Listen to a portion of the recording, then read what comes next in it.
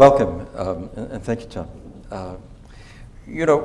Professor Wilson, William Julius Wilson of Harvard University, you may know already that he writes about racial inequality in America. Our special guest this evening, about the persistent poverty experienced by many African Americans in the inner city. And he says there are structural and cultural forces that intertwine to create that continuing inequality. We'll find out more about what structural forces mean, but they're things like federal government housing policies, local government policies, even highway construction policies. And there are also cultural responses to chronic economic and racial subordination, Professor Wilson says. Some of these responses might be very effective in dealing with racial subordination, like young black males and street smarts. You may have heard that phrase. But these same responses that are very effective in combating racial subordination, Professor Wilson says, may not be conducive to social mobility in mainstream society. So we're going to find out more.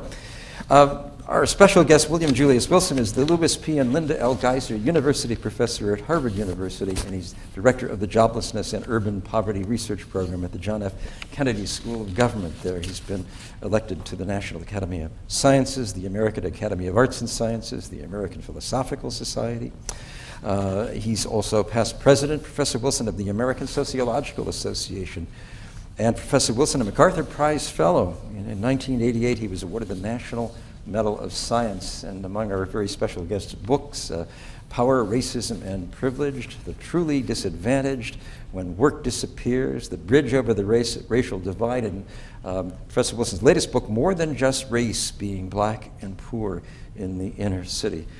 Welcome, Professor Wilson. Welcome. Wonderful to have you here. And you left out my most famous book, The Truly Disadvantaged. Oh, yes. Okay. Well, let me ask you. No, I'm sorry. I was just joking with you. Okay. All right.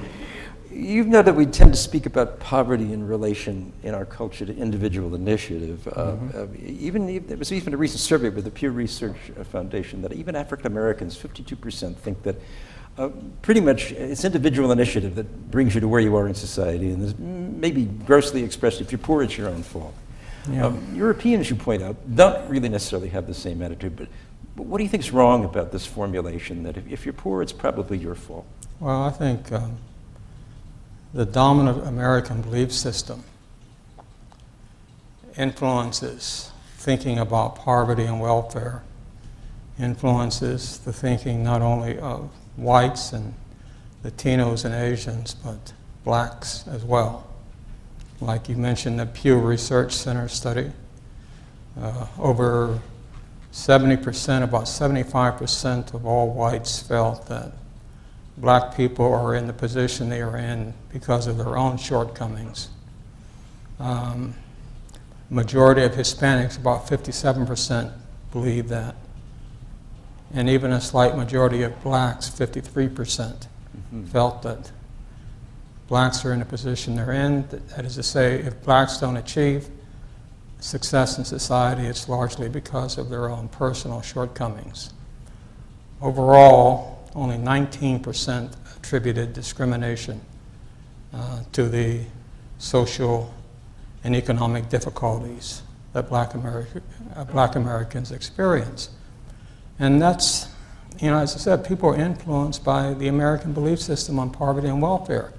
That is to say, you're poor or on welfare because of your own personal shortcomings. Now, it's interesting. You mentioned the European studies. If you look at the questions, they're quite similar. If you look at the questions about what causes poverty, Europeans across Europe overwhelmingly emphasize structural factors. Why are people poor? Lack of jobs, poor education, lack of good schools, the economy, and so on.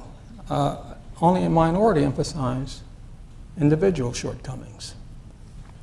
And so, as I said in the book, this creates a problem for someone like me who feels that if you're going to come up with the most comprehensive explanation of racial inequality, and you need to include not only the structural factors, which I feel are far more important than the cultural factors, but nonetheless, if you want to have a comprehensive explanation, you have to include cultural factors.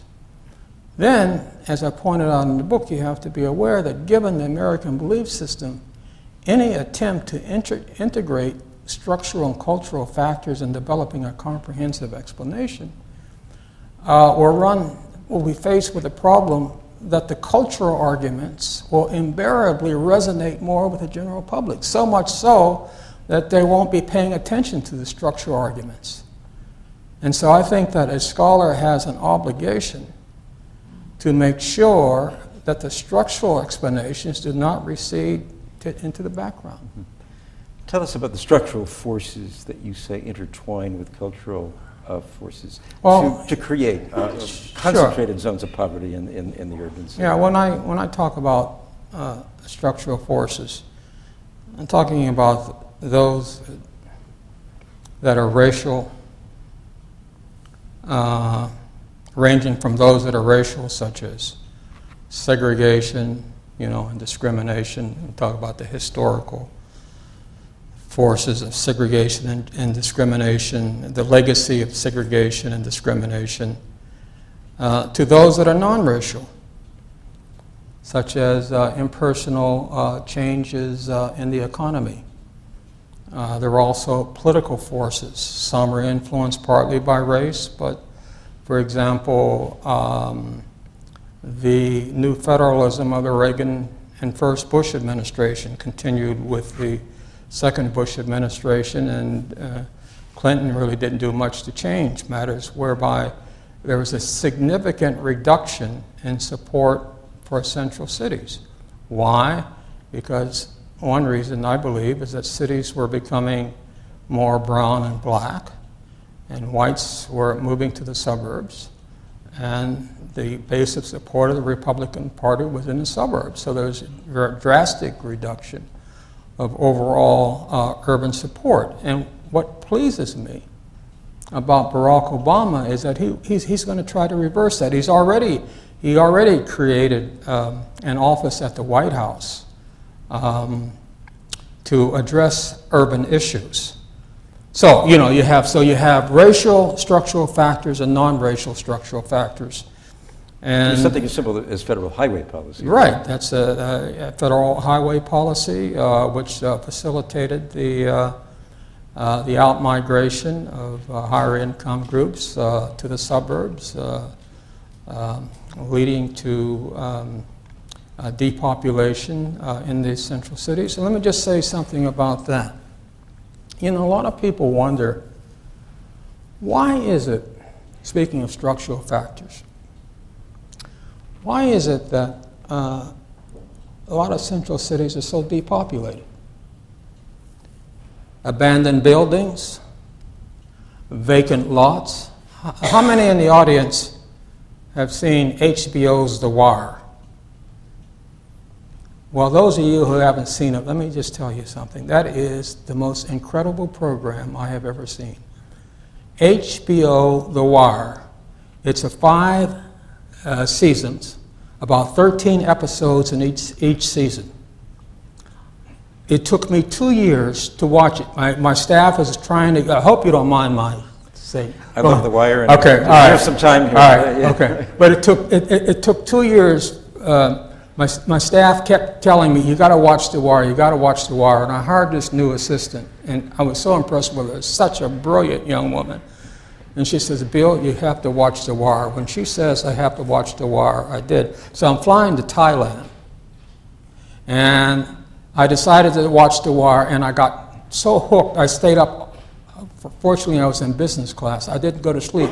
I watched 6 episodes. I have watched each episode of The Wire, 5 seasons, 13 episodes on average in each season. I've watched each episode at least 5 times. And one of the reasons is I work out on the Nordic track and I watch The Wire and I don't think about how miserable I am when I'm exercising. I mean, it is an incredible program. You asked Barack Obama what was his favorite program, he said The Wire. What's his favorite character? Omar. Any of you who watch The Wire, Omar is the gay thug. But he's also my favorite character.